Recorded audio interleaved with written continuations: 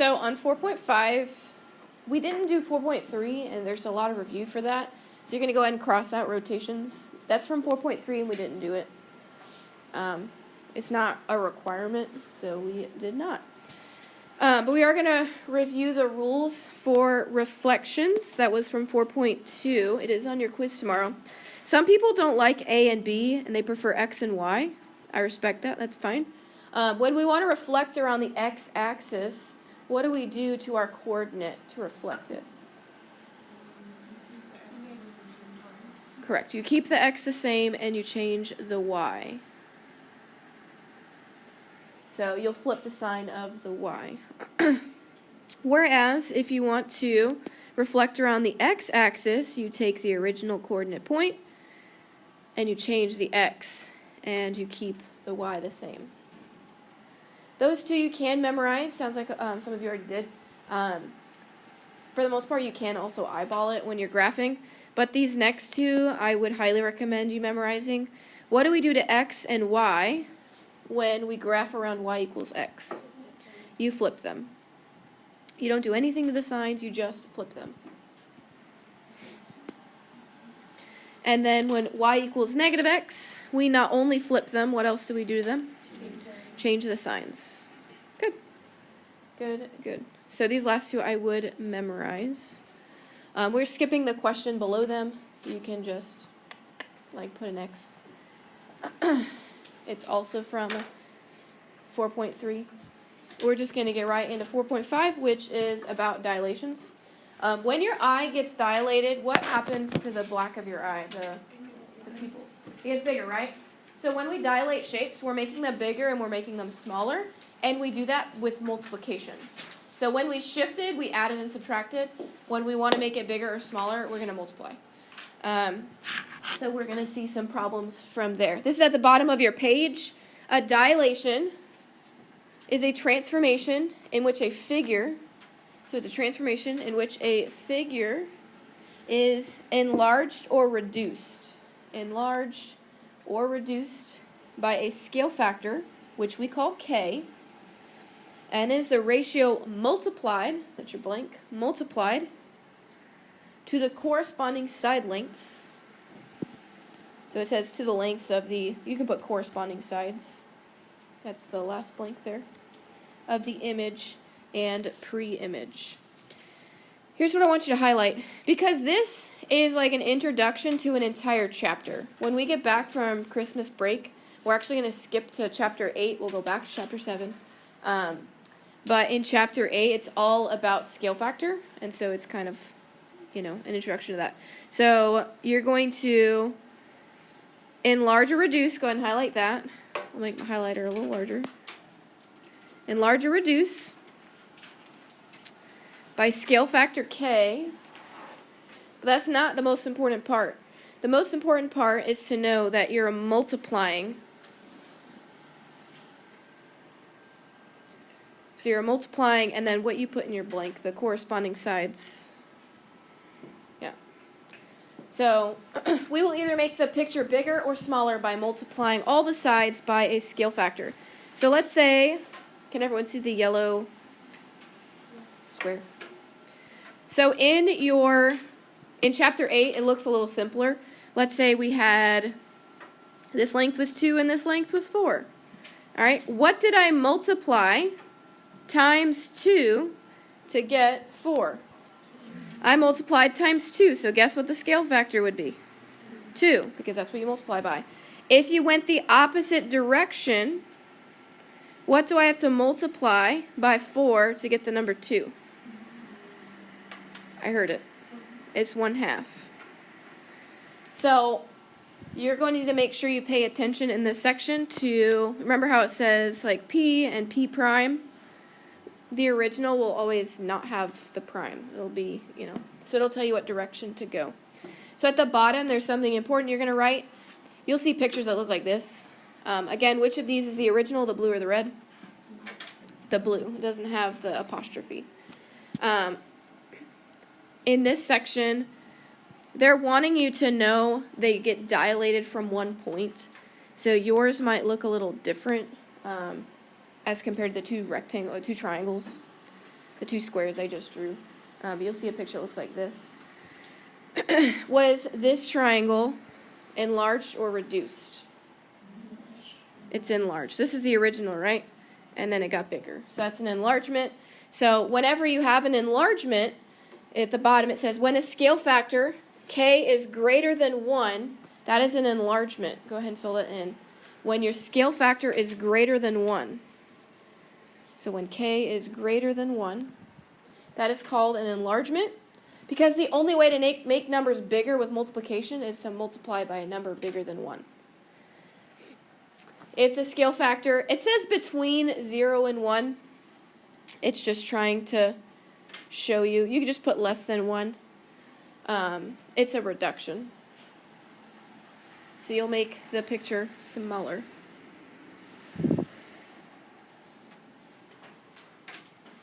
Which makes sense. The only way to multiply times a number to make it smaller is to multiply by a fraction. Smaller than 1. All right, so we have these on the back page, or the second page, sorry. Find the scale factor of the dilation, and then tell whether the dilation is a reduction or an enlargement. Which of these is the original? The bigger one, the blue. So we're getting smaller, right? The bigger one goes to the smaller one. So is that a reduction or an enlargement? Reduction. Go ahead and write that down. So I usually answer these out of order to make sure my answer makes sense. So a lot of people see 12 and 4, and they know that 4 times 3 is 12. But would a scale factor of 3 make sense for a reduction? It does not. So if you can't look at that and figure out what it is, the math way to do it is, which of these is the original length? Which one corresponds to P? 12. So P is 12 away from this original point of C. So 12 times the scale factor, which we could call X, so this represents the scale factor. What do we get when we multiply 12 times the scale factor? What new length?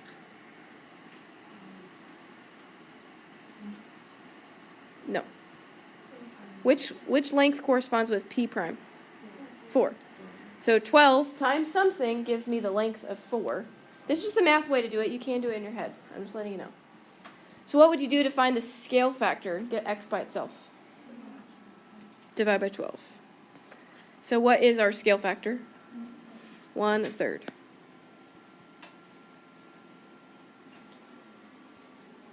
The scale factors will always be reciprocals of each other. Here's what I mean by that. We were going from larger to smaller. We multiplied times 1/3 to get from P to P prime. But if we went the other way, from P prime to P, what would I have to multiply by 4 to get 12? I'd multiply by 3. Do you see how these are reciprocals of each other? 3 and 1/3, they're going to be every time. So there's a couple ways to think through these problems. For B, which segment is the original? The blue, the smaller one. So we're going from a smaller to a larger segment. So is that a reduction or enlargement? Enlargement.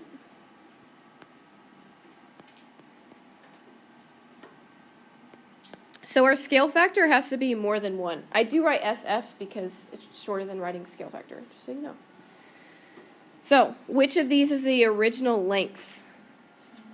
10 is the original length. So 10 times something, and the something still represents the scale factor, will give me what length? What was the new length? 25. You're going to leave like a fraction here in a second. Divide by 10. What does this reduce to? 5/2. Divide the top and the bottom by 5. Whoop. You get 5/2. So even though that is a fraction, what is 5/2 technically if you made it a decimal? It's what? It's 2.5. It's 2.5. So that's over 1. So that's why that fraction will work. So for enlargements, you can have improper fractions where the top is larger than the smaller because that is still greater than 1.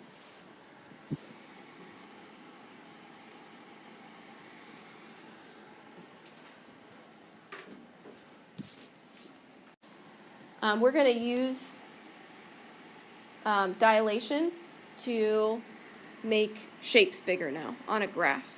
So all you do, the rule is, you're going to take x, y. Remember, what did k stand for? Scale factor. So you multiply the scale factor times x, and you multiply the scale factor times y. So that's all we do in this section. It's not on your paper, it's just we're multiplying the x's, we're multiplying the y's times the scale factor. That's it. So here's what we're going to do. We're going to graph the original, and then use our scale factor to make our shape bigger or smaller. So we have p is 0, 2 over 0 up 2.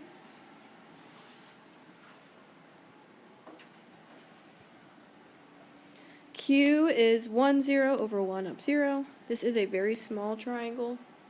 And then R is 2, 2 over 2 up 2. There we are.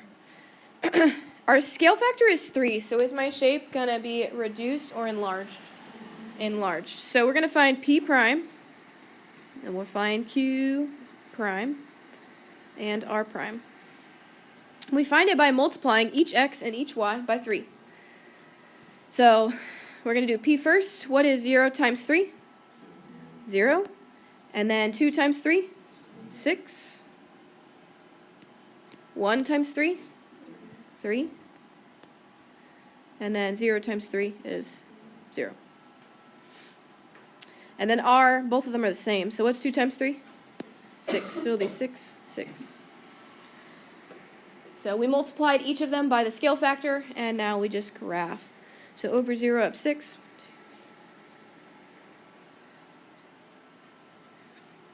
Q prime is over 3 up 0.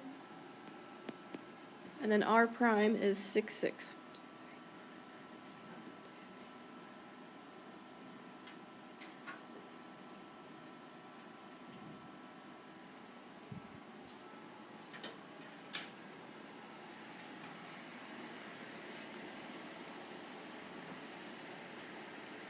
So are these two shapes congruent to each other?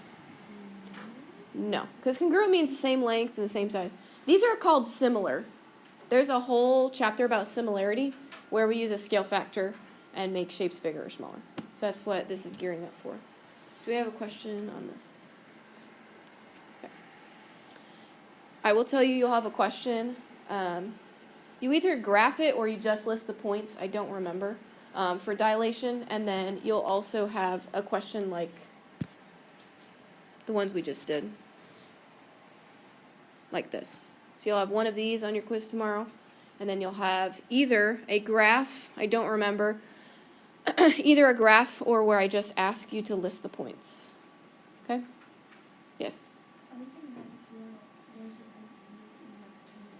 I can't hear you.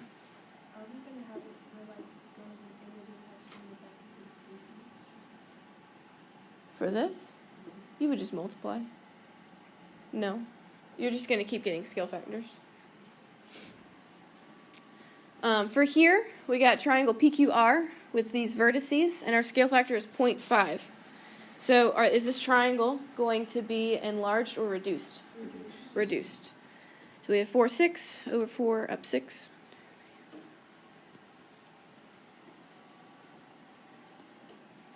And then negative 4, 2. And then R is 2, negative 6. 1, 2,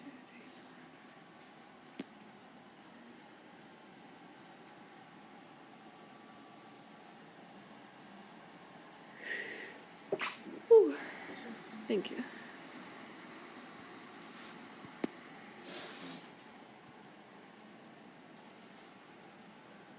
All right, and then we just do the same thing. When we have graphed, we're going to graph our prime. So we multiply each of them by a half. This is just a half, so we could just half each of them. What's half of 4? Half of 6. Okay. Half of negative 4? Negative 2.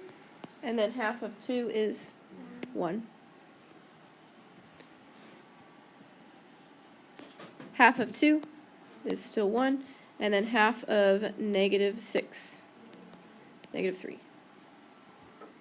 So those are the points that we graph. Over 2 up 6.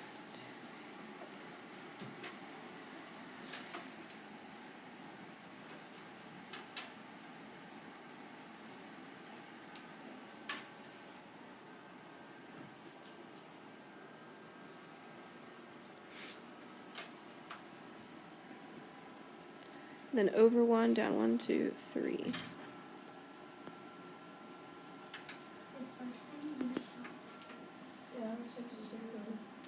Oh, it might be. It's always in this class. Half of 6 is definitely 3, my bad.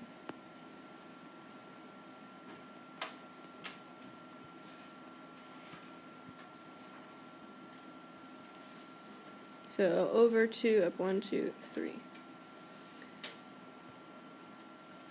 Connect the dots. That looks much better.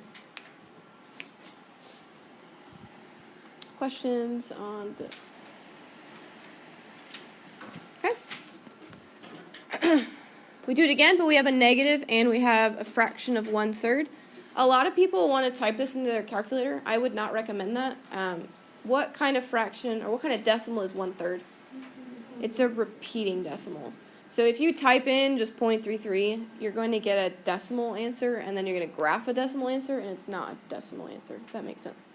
So we'll practice multiplying fractions here in a second. But we'll graph the originals. So we have 3/6 over 3 up 6. So we have F over 3 down 3. And then to the right 6 up 6.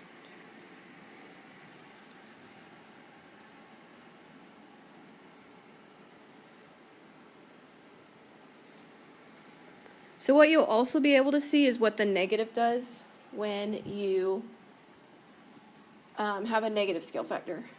What it'll do to our shape here. It will flip, yeah.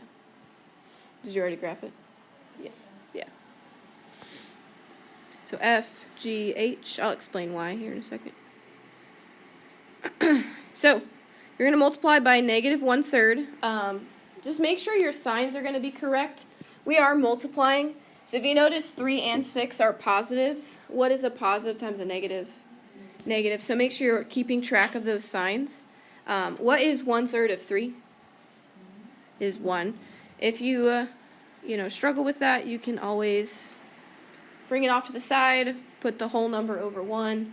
We multiply straight across. You'd get 3 over 3, which is, 1. And then what is 1/3 of 6? So it would be -2. And then 1/3 of 3 is still 1. So positive times negative still make a -1. We have -3. What is -1/3 of -3? Positive 1, good. And then -1/3 of 6 is -2. It does flip our picture. -1, -2. Here's F prime. -1, +2, G prime. And then -2, -2. Where am I missing? H prime. Is that what yours looked like? Yeah. So do you remember when you learned about parabolas in Algebra 1? They look like this. When it was x squared, it opened up like that. And when it was negative, it opened downward. So the negative scale factor kind of does the same thing. It flips it over and kind of turns it. Do we have questions over this one? My eraser is not large enough. Okay. All right. We have a word problem. I don't think there's one on the quiz, but there's definitely one on the test, if not 2. You're using a word processing software to type the online school newspaper. You change the size of the text in one headline from 0.5 to 1.25 inches tall. What is the scale factor of this dilation? So which of these is the original? 0.5. So is my text getting enlarged or is it getting reduced?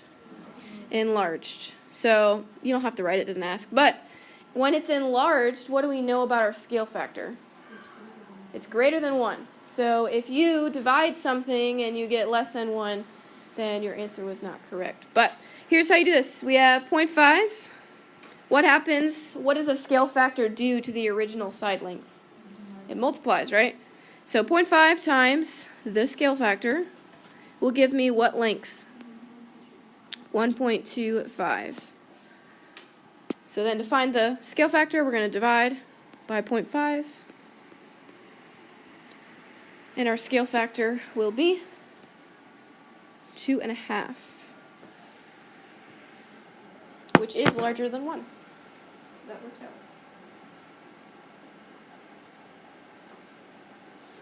Questions on this one? You have to find the corresponding side lengths.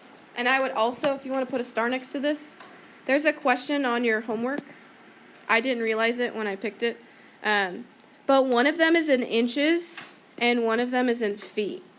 So to find the scale factor between inches and feet, they have to be the same measurement. So when I did it, I made the inches into feet. So like made it into a fraction or a decimal. So just keep that in mind when you go to your homework. One of them is in inches, one of them is in feet. You'll have to convert one of them. Capiche? Okay, perfect. Last thing we do together, you might have a question that looks like this on your quiz or test. It'll either be this or the graphing. I'm not sure which one's on the quiz, but for sure on the test, I think one of these, where you just find the new coordinates using the scale factor. So all you do, what do we do with a scale factor? We multiply. So we multiply, our scale factor is -6. So -3 times -6 is 18. 1 times -6 is -6.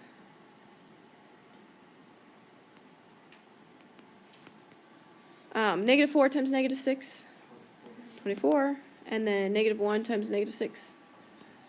And then for C prime, what are we going to get? 12 and then 6. Good. We'll stop here.